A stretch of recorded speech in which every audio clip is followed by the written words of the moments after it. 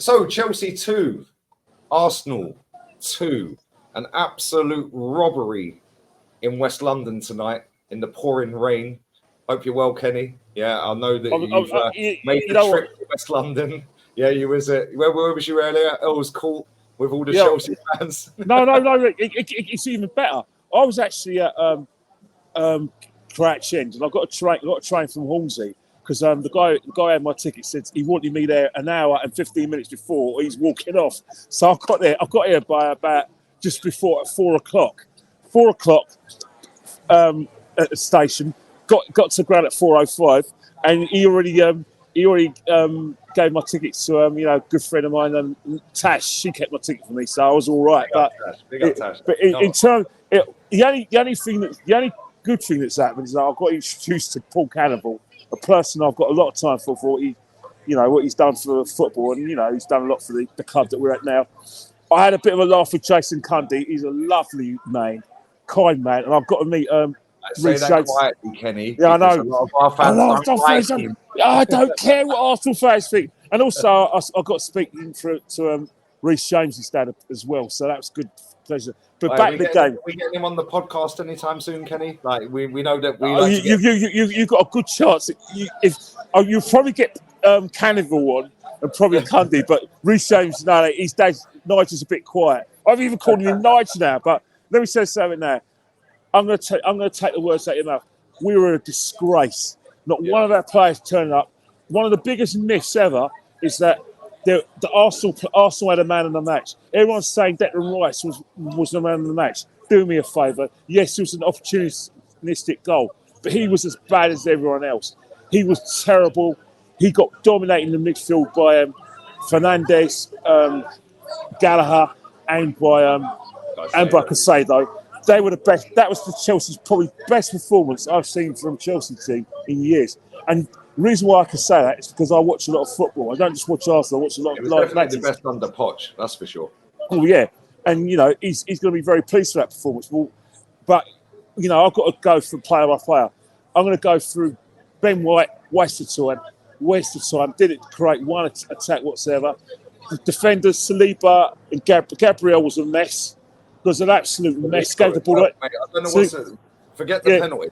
His clearances. You remember that clip from Maradona where he just kicks the ball up in the air and it comes back down. He kicks it up in the air. Every clearance he did today, straight up in the air. He was a disgrace.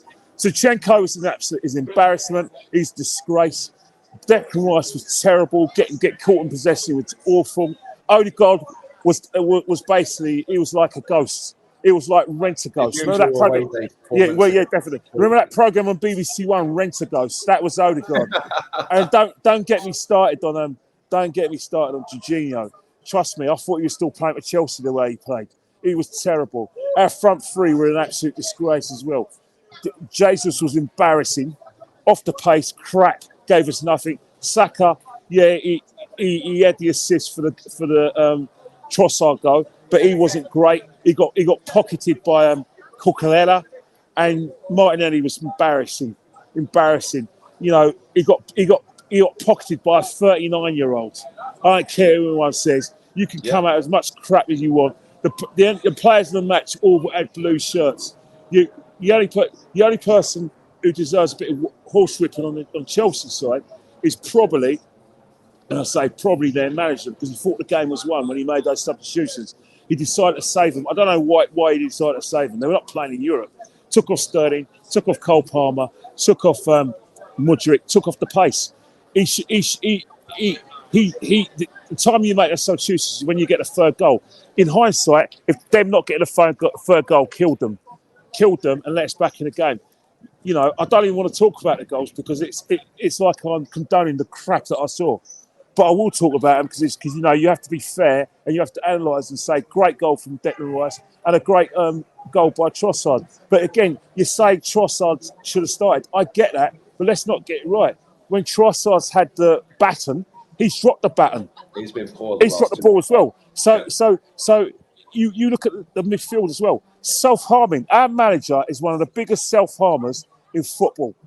That if you're going to pick a midfield like that, right, then you're going to pick a midfield like that if you're playing a team that doesn't consist of a World Cup winner consists of a player that we were trying to buy, but Chelsea bought for £100 million. And then you've got Conor Gallagher. Now, I slag him off and I take the mickey out of him because I think that there's about 10 players who play above him. But look at him. That was a captain's performance from Conor Gallagher. You see, I'm not even talking about Arsenal he players. run midfield today. He showed Odegaard how to run. Yeah, exactly. Have you noticed that this podcast is all about Chelsea players? There's nothing to analyse from our players. You could talk about Raya to the Lukaku goals. Yeah, he got pocketed by a mishit cross. But our fans were an embarrassment for most of the game. I'll tell you now, when the second goal went in, and then when Raya tried to, like I said, do what Arteta tells him to do, pass the ball out the back, and he got robbed by Cole Palmer.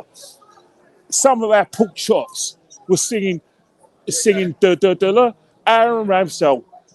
You can cry you want, because let me tell you something now. If you're dissatisfied with Raya, that's fine. But let me tell you something now. All he's going to do is our manager's going to go in the market and he's going to go and get someone who he feels can do what he really wants. Because I'll tell you now, Aaron Ramsdale isn't coming back into that team, no matter how much you do it. And even if he does come back in the summer, if we decide to send Raya back to Brentford, he's just going to go and get someone else. Look what happened with Man City when they got rid of Joe Hart and they got rid of Carlo Bravo. What did they do? They went and got Edison. So Arsenal fans need to relax themselves and get behind this guy. It's like you want him to fail. Look at Liverpool when Klopp got there. Then they went and done 70 million on Alisson. Yeah, but that's the thing. The thing about Arsenal fans, do you seriously want this guy to fail? The guy's made a bit of hay. You're kicking him when you meant to have a go at him. When Ramsdale committed these atrocities and goals, and I call them atrocities because it cost the league, you're backing him and you're singing for the Aaron Ramsdale songs. This guy, you can't even back him. I know that he's had a bit of a rough start, but he's kept clean sheets as well. He's been inconsistent. But to go and wish for him to fail is an embarrassment. But you know what? There was nothing. Yeah, there was no. We're the negative ones, Kenny. We're the negative ones. But you know what's happened? We're going to be criticised because we want Raya to do well because we want to piss off Arsenal fans because we're contrary. But the fact is, let's go back to the game. If we think we're going to challenge for the league, forget it. If we think that we're going to go there on Tuesday with a midfield consisting of Jorginho, Odegaard and Rice against Sevilla, forget it. Sevilla, by the way, sorry to cut you off. Sevilla have sacked their manager who won them the Europa League. Yeah. They've got a new manager. His first game in charge at home tonight went 1-0 down to Real Madrid. Yeah. Star-studded Real Madrid, full team. Yeah. 1-1. Yeah, but that's the thing. So that puts them in good stead. I'm telling you now, our fans need to wake up. Our managers need to wake up. You have to play a midfield with Declan Rice, Thomas Partey, and Martin Odegaard. That is the way forward. If you do not play with those guys in midfield, you can kiss the title goodbye. You can even kiss winning one of the trophies. Because I'm saying that the midfield we have at the moment isn't working. Jorginho is a horses man. If you're playing a certain opposition where you want to keep the ball, slow the game down, he's perfect. But a game like this, an intense London derby, do me a bloody favour. You play Jorginho against a midfield of Fernandes and Casado and a player like Conor Gallagher. That's our midfield. Legs. How many second balls did we win today? Before the gift from heaven, from the Old Testament from my guy Sanchez. There was one instance in the first half when Conor Gallagher got the ball, he ran to space, and it was like the part in the Red Sea, and he had an option to pass to Sterling, and then Sterling does his magic, and then we give away a penalty again. I don't care what anyone says. That's a fucking penalty. It's a bloody penalty. I don't know why. The crazy thing about it is on TV, Mudryk, it was going out probably for a throw-in. Yeah. If it was on target, the keeper catches it. But because it came off the side of his head, why is Saliba's arm up here anyway? Exactly. Right? He was.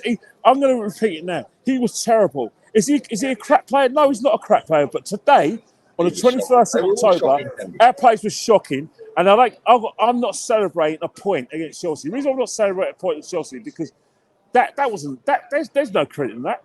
There's no credit in that. If any Arsenal fan is dancing in the street and celebrating his point, then we got no hope, mate. We got no hope of Absolute getting. fact. You know what I mean? Because I'll tell you one thing, right? We play like this, and we're not up our game.